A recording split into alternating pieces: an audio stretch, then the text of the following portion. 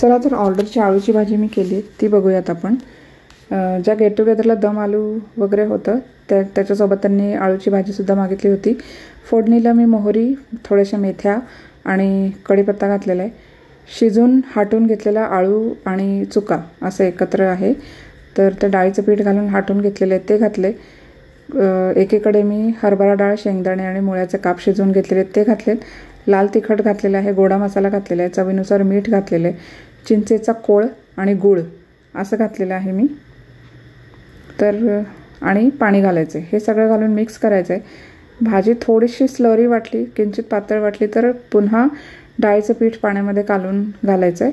तर मीही तसंच केलं, थोडंसं डाळीचं पीठ पुन्हा पाण्यामध्ये कालवले ते घातले आणि मग लाल तिखट आणि गोडा मसाला पुन्हा एकदा ॲडजस्ट केलेला आहे। भाजी छानपैकी उकळली की त्याला आपल्याला पुन्हा वरून एक चुरचुरीत अशी फोडणी द्यायची असते।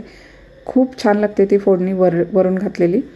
तर मोहरी, मेथ्या, कढीपत्ता आणि हळद, हिंग असं याची फोडणी दिलेली आहे मी।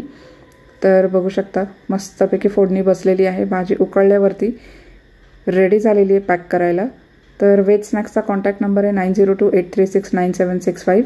कॉल किंवा व्हॉट्सअप करू शकता ऑर्डर्स आणि एन्क्वायरीसाठी।